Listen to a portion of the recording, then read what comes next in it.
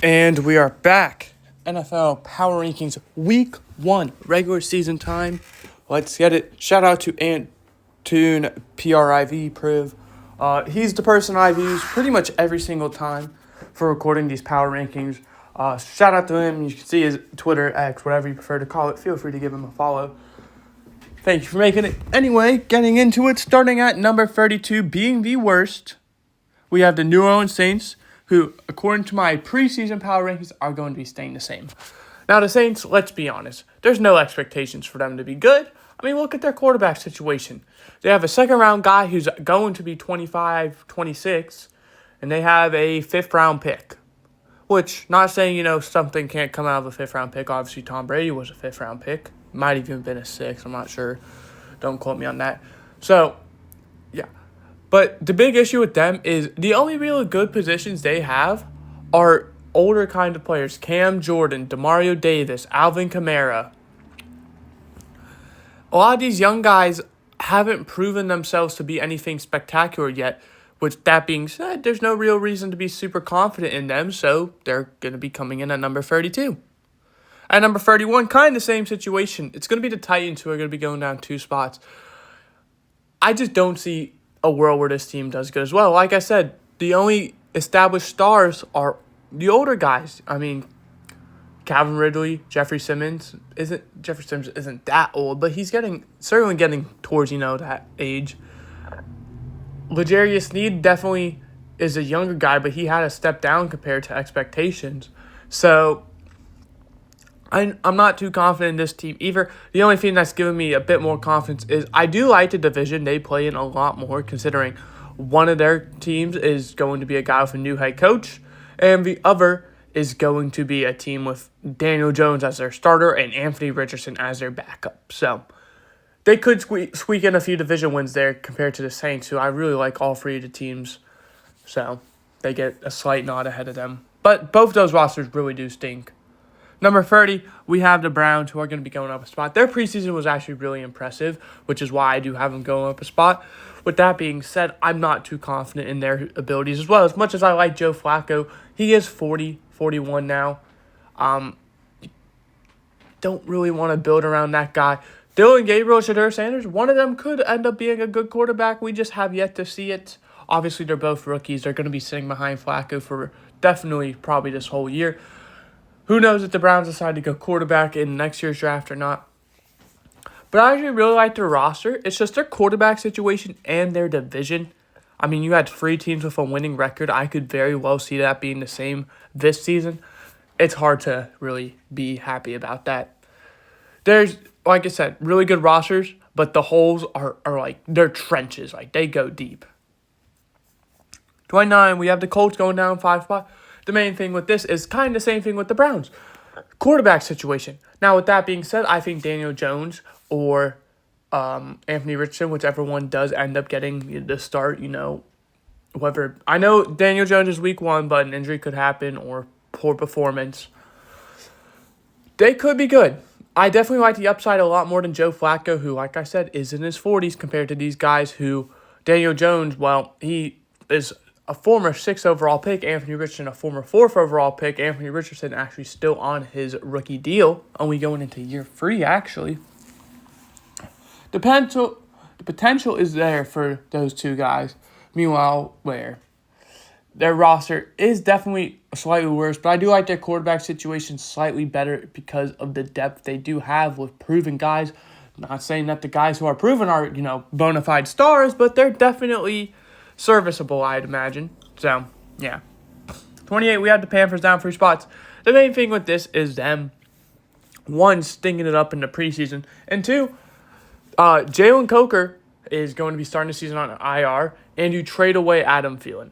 Now, Adam Thielen, I really like the trade for them. That was an amazing trade for them. Getting a 4th-round pick for an aging guy who's probably going to be his last season. I mean, Minnesota was pretty much like, we want him home. We will do anything to get him home. I don't know if I like that receiving room. Now, Xavier Legette, he's a young guy. He could end up blossoming into something. Obviously, we know Hunter Renfrow is a solid receiver. Nothing spectacular, but, I mean, he's a good, situational guy. Very good slot. we'll see if it ends up panning out.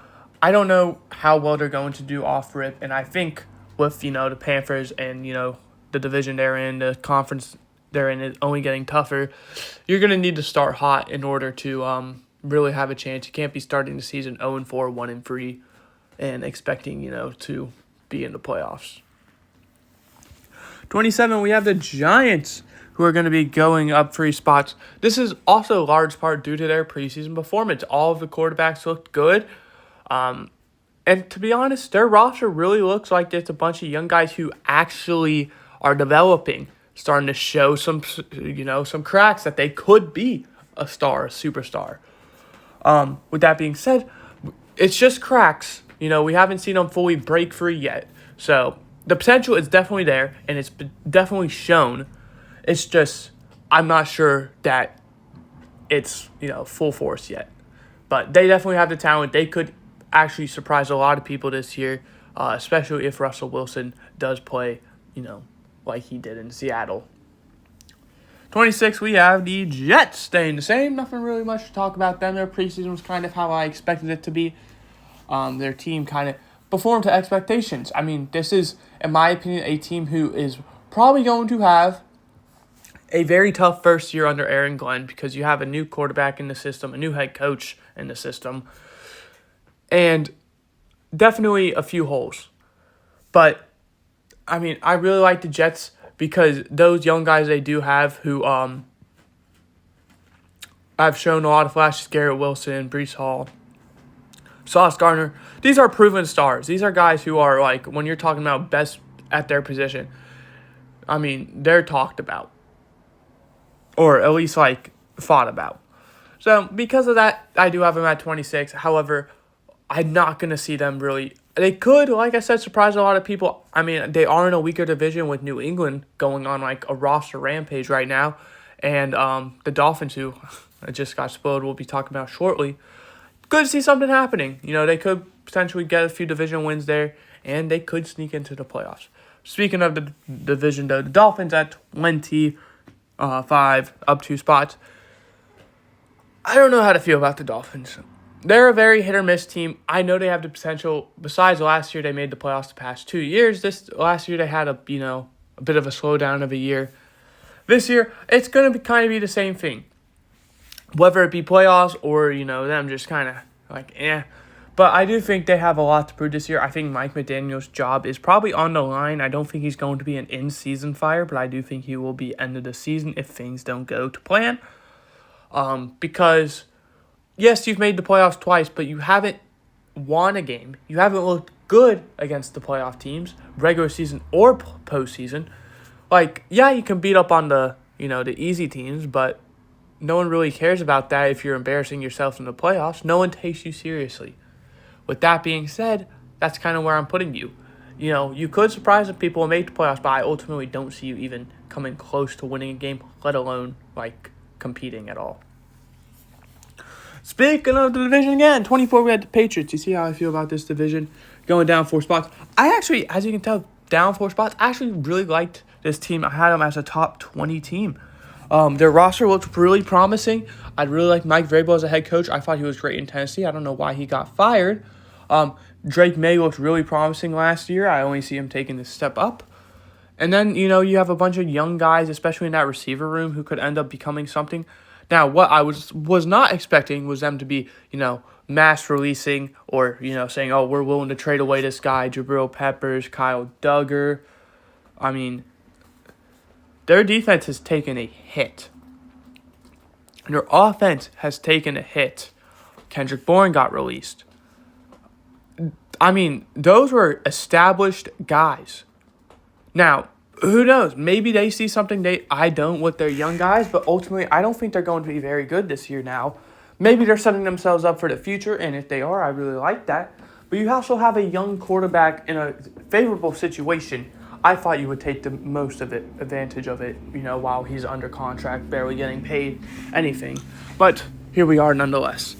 23, we have the Raiders up 5 spots. The Raiders just kind of have made interesting moves. Christian Wilkins obviously got released a while ago. They end up having Aiden O'Connell get injured. He's expected to miss a good part of the first half of the season. So they end up trading for Kenny Pickett. Jacoby Myers wants a trade. You signed Amari Cooper pretty much immediately after. Like, I don't know what's going on with this team. It pretty much seems like whenever an issue occurs, they immediately patch it, which is a good thing. And to be honest, I actually think they're doing a really good job, arguably improving the talent. But with that being said, I still don't see this roster really being good enough to compete with the other three, juggernauts in the AFC West. So I think that's an immediate 5-6 losses right there, and that's really going to hurt your season. 22, we have the Seahawks. They're going to be staying the same. I'm going to still be honest, the Seahawks are going to be very hit or miss for me. It's all going to depend on how these guys who are going to be expected to take that step up, Jackson Smith and Jigba, now that both DK and Lockett are both gone. Sam Darnold, he's only done well with one team. Will he be able to replicate the success with Minnesota? I personally don't think so.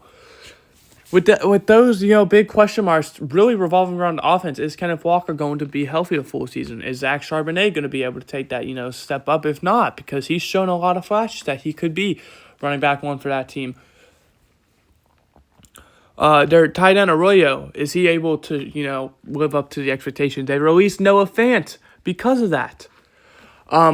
I think there's too many question marks. Obviously, some could pan out, but expecting all of them to is a big ask. I don't think that's going to happen. So for now, they're going to be at 22. With the, expectations, they could move up. 21, we have them boys going down 9 spots. It's crazy how much it can happen. 9 spots simply because you lose Micah Parsons. I mean, seriously, he's a top 5 defensive player in the league, and you end up trading him? That hurts you a lot. And, to add insult to injury, he's been wanting a contract. You immediately paid DeRon Bland after. Come on. I don't see this team being competitive anymore. Micah Parsons was really the only guy, because he's one of those guys where even if the team around him sucks, he is a game elevator. He can elevate the team around him because of simply how good he is. And now that he's gone, well, that defense looks very bare bone. 20, we got the Falcons up 3 spots. They could definitely be some. It's going to depend on Michael Penix's year 2 jump. He showed, in my opinion, not a lot of flashes year 1. I know a lot of people are very excited to see him play. I obviously am. But I just don't think he's going to have the type of success that all these other people are predicting him to have. I do think he will. Let me get this straight. I just don't think it'll be this year. I think he's going to only continue to develop. I think this is going to be a learning curve for him as a starter. Obviously, he had a bit of experience last year, but that wasn't really enough to get enough footage out of him to determine how good he's going to be. I think this year is going to be one of those where he's going to show a lot of flashes, but ultimately he's going to lose a lot of games where, those mistakes that of a young guy are going to cost him. 19, we got the Cardinals up 2 spots. I'm just really liking this Cardinals roster. The Seahawks objectively took a step back. The 49ers are still injury prone.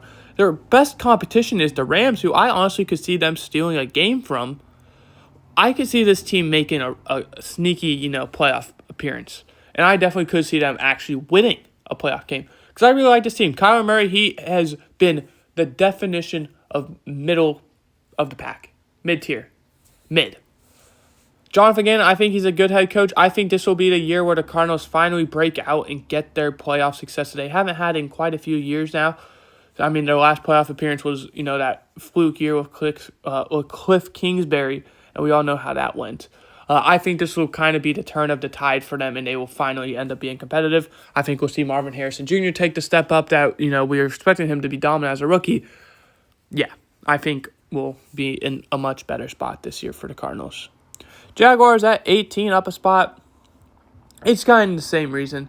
Their division is not really taking a step back, but they're struggling to take a step forward because we already knew this division was bad, but they didn't really do a whole lot to get better. The Jaguars are the one team who really did. I mean, the Texans seemed very content with their roster. The Colts, they're trying, but the biggest positions of all, they're struggling to get a hit on. And the Titans, well, they were so bad last year that even if they, improved dramatically, it would still probably not be enough. this is the Jaguars' chance to kind of go after the Texans. They have the roster to do it. It's just going to be a matter of chemistry if the team's able to, work together well enough to do it. I'm not so sure yet, but I'm going to keep an open mind. That's why I have them here kind of creeping in. 17, we got San Francisco down a spot. It's really going to depend on this. We know how good San Francisco is. Every single year, they've either missed the playoffs or made the conference championship. And most of the time, it comes down to injury. That's the team we're dealing with. Because of that, I think it's very fair to keep them in the middle of the pack because that's what they are. I mean, it's hit or miss. It's literally a coin flip. So, we're going to start them in the middle, and we're gonna see which side they land on. Bears, 16. They're going to be up a spot. They had a promising preseason. That's preseason, to be fair. I don't know how to feel about this team. I definitely like Ben Johnson. I definitely like Caleb Williams in this system. DeAndre Swift maybe even as well. He used to play for Detroit, although I believe that was before Ben Johnson. This is another team, kind of like the Jaguars, where they definitely have the roster to do it. We just need to see them click. And until we see it, they're kind of middle of the pack. So, yeah. 15, we had the Steelers going up a spot. This is turning into, the retirement home. I mean, look at all these veterans. Jalen Ramsey, Aaron Rodgers. They did just re-sign Jaylen Warren, so that's a good signing. My big concern with this team is what if Aaron Rodgers plays like he did for the Jets? All these expectations, and he either gets injured or just lackluster performance, not even necessarily by him, but just the team around him. I think it'll kind of be, a middle-of-the-pack season. It's the Mike Tomlin way. They're going to finish a middle of the pack. Barely make the playoffs, barely miss it. It's the 40 it's their way. All the teams just got spoiled. I don't know what just happened, but it happened, so that's unfortunate. So yeah, 14 we had the Texans. They're staying the same.